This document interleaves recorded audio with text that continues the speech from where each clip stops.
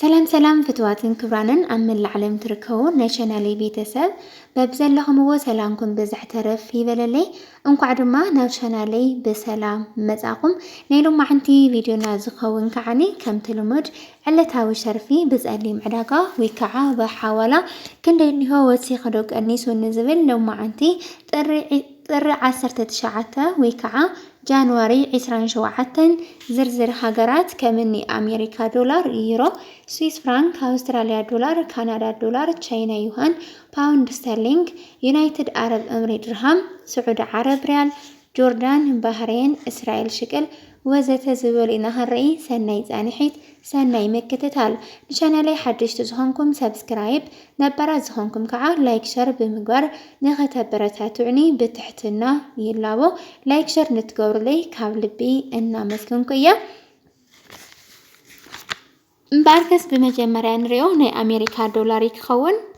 حدا ناي أمريكا دولار بناي إثيوبيا نقد بانكي 251 قرشن ناتوي 6 سنتيمن كشرف كالو 100 دولار 15 شحن حدا 260 كجازو وعيلالو دولار بناي داشن بانكي 253 قرشن ناتوي 00 سنتيمن كشرف كالو 100 دولار 15 شحن 300 بچا يمزالو دولار بناي إثيوبيا بلاك ماركت ويكعا بحوالا 289 قرشن 95 سنتيمن كشرف كالو 100 دولار 18 شحن 995 قرشن يمزالو مالتيو انجدي مسنايت مالي كنصاصر كالو نشتن قناش هارينا نيو ግን ደሞ ቀኒስልኩም ከዓ ከይትታለሉ ከምዚ ንሽተን ቅናሽ ከሪና ካሎ ነምወስ ከገጹ ከብል ከላዩ ማለትዩ ቀፂልና ንሪኦ ዩሮ ይክኸውን ዩሮ ብናይ ኢትዮጵያ ንግዲ ባንኪ 176 ቅርሽን ነጥቢ 51 ሳንቲምን ክሽረፍ ከሎ 100 ዩሮ 17651 ቅርሽን ይመጸሎ ዩሮ ብናይ ወጋገን ባንኪ 180 ቅርሽን ነጥቢ 60 ሳንቲምን ክሽረፍ ከሎ 100 ዩሮ 18060 ቅርሽን ይመጸሎ ዩሮ ብናይ ኢትዮጵያ ብላክ ማርኬት ወይከዓ በሐዋላ 225 ቅርሽን ነጥቢ 56 ሳንቲምን ክሽረፍ ከሎ 100 ዩሮ 22556 ቅርሽን ይመጸሎ ማለት እዩ ቀፂልና ንሪኦ ናይ ስዊዘርላንድ ፍራንክ ይክኸውን ናይ ስዊስ ፍራንክ ብናይ ኢትዮጵያ ንግዲ ባንኪ 184 ቅርሽን ነጥቢ 96 ሳንቲምን ክሽረፍ ከሎ 100 ናይ ስዊስ ፍራንክ 18496 ቅርሽን ይመጸሎ ናይ ስዊስ ፍራንክ ብናይ ወጋገን ባንኪ 195 ቅርሽን ነጥቢ 74 ሳንቲምን كشرف كلو 100 ناي سويس فرانك 19574 قرشن يمزألو ناي سويسرلاند فرانك بناي إثيوبيا بلاك ماركت ويكعا بحوالا 244 قرشن نتبي 35 سنتيمن كشرف كلو 100 ناي سويس فرانك 24435 قرشن إنا تشرفه وعيلالو مالتيو قتلنا نريو ناي أستراليا دولار يكخون قتلنا نريو ناي كندا دولار يكخون ناي كندا دولار بناي إثيوبيا نقد بانكي 207 قرشن نتبي 55 سنتيمن كشرف كلو 100 ناي كندا دولار 10755 قرشن يمزألو ناي كندا دولار بناي وقاقن بانكي 111 قرشن نتبي 15 سنتيمن كشرف كلو 100 ناي كندا دولار 11115 قرشن يمزألو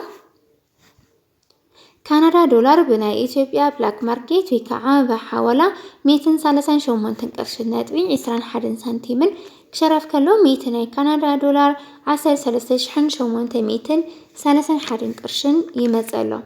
قتلنا نريو ناي أستراليا دولار يكخون ناي أستراليا دولار بناي إثيوبيا نقد بانكي 98 قرشن نتبي 7 سنتيمن كشرف كلو 100 ناي أستراليا دولار 9870 يمزألو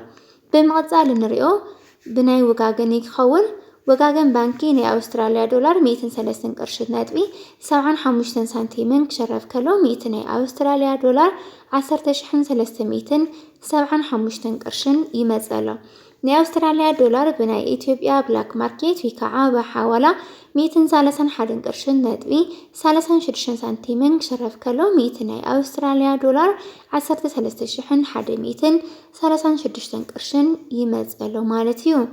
قتلنا نريو ناي تشاينا يوهان يكخون ናይ ቻይና ዩሃን ብናይ ኢትዮጵያ ንግዲ ባንኪ 21 ቅርሺ ነጥቢ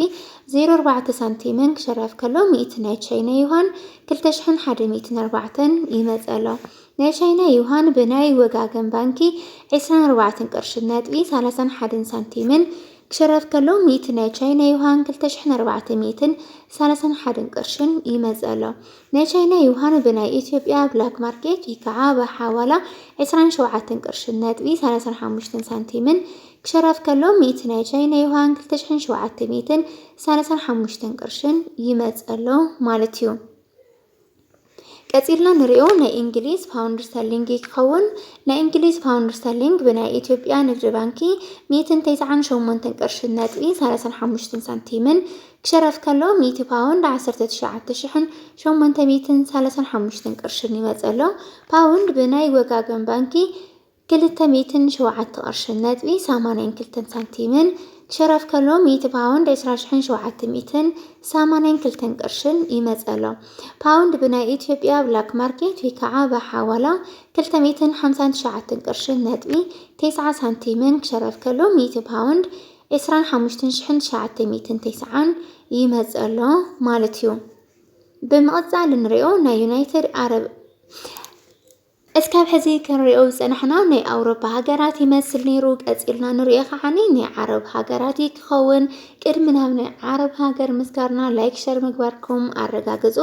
ካብ ናይ ዓረብ ሃገር ኣቀዲምና ንሪኦ እታ ብዓለምና ኣብ ቀዳማይ ደረጃ ተሰሪዓ ትርከብ ብኽባር እተሽርፍ ናይ ኩዌት ዲናር ይክኸውን ናይ ኩዌት ዲናር ብናይ ኢትዮጵያ ንግዲ ባንኪ 484 ቅርሺ ነጥቢ 60 ሳንቲምን ክሸረፍ ከሎ 100 ናይ ኩዌት ዲናር 48460 ይመጸሎ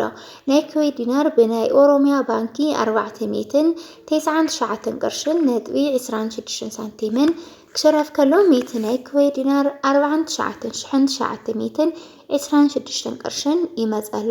ናይ ኩዌት ዲናር ብናይ ኢትዮጵያ ብላክ ማርኬት ወይከዓ በሐዋላ 620 ቅርሺ ነጥቢ 12 ሳንቲምን ክሸረፍ ከሎ 100 ናይ ኩዌት ዲናር 62012 ቅርሽን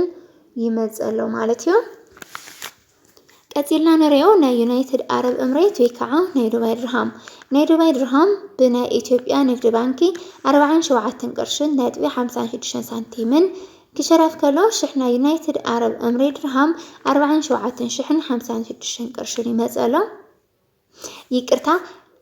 ናይ ዱባይ ድርሃም ብናይ ኢትዮጵያ ንግዲ ባንኪ 41 ቅርሺ ነጥቢ 22 ሳንቲምን ክሸረፍ ከሎ ሽሕ ናይ ዩናይትድ አረብ ኤምሬት ድርሃም 41022 ቅርሽን ይመጸሎ ናይ ዱባይ ድርሃም ብናይ አዋሽ ባንኪ 44 ቅርሺ ነጥቢ 12 ሳንቲምን ክሸረፍ ከሎ ሽሕ ናይ ዩናይትድ አረብ ኤምሬት ድርሃም 44012 ቅርሽን ይመጸሎ ናይ ዩናይትድ አረብ ኤምሬት ድርሃም ወይከዓ ዩናይትድ አረብ ኤምሬት ድርሃም ብናይ ኢትዮጵያ ብላክ ማርኬት 51 ቅርሺ ነጥቢ 70 ሳንቲምን ክሸረፍ ከሎ ሽሕ ናይ ዱባይ ድርሃም 51070 ቅርሽን ይመጸሎ ማለት እዩ ናይ ዱባይ ድርሃም ብናይ ግሊ ቢሮ 47 ቅርሺ ነጥቢ 56 ሳንቲምን ክሸረፍ ከሎ ሽሕ ናይ ዱባይ ድርሃም 47056 ቅርሽን ይመጸሎ ማለት እዩ ቀፂልና ንሪኦ ናይ ስዑዲ ዓረብ ሪያል ይክኸውን ናይ ስዑዲ ዓረብ ሪያል ብናይ ኢትዮጵያ ንግዲ ባንኪ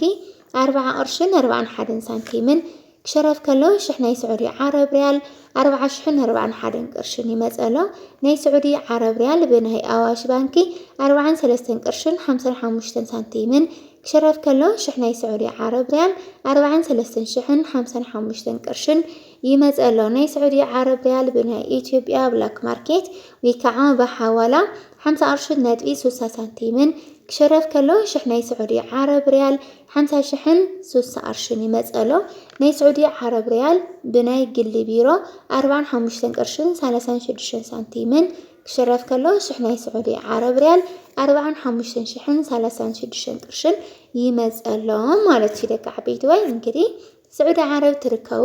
ደቂ ዓበይቲ ክንደይ ትሕውልዎ ኣለኹም ንዝብል ሓሳብ ሬታኹም ኣብ ኮሜንት ጻሓፉ ንስንስኻትኩም ሓበሬታ ተወሃቡ ማለት እዩ። ኣነ ዝቐርቦ ዘለኹ ብናይ ኢትዮጵያ ብላክ ማርኬት ክኸውን ከሎ ንኣብነት ናይ ሳዑዲ ዓረብ ሪያል 50,000 ይመጽእ እዩ እንተይልናዮ ንስኻትኩም ደሞ ከ47 እስከ 48 ዘሎ ኢኹም ትልእኽዎ ምክንያቱም ናይቲ ዝልእኻልኩም ናብቲ ዋና ብላክ ማርኬት ከበጽሕ ከሎ ናይ ባዕሊ መቕሽሽ ስለ ዝደሊ ማለት እዩ። ቀፂልና ንሪኦ ናይ ኦማን ሪያል ይክኸውን። ናይ ኦማን ሪያል ብናይ ኢትዮጵያ ብላክ ማርኬት ወይ ከዓ ብሓዋላ 493 ቅርሺ ነጥቢ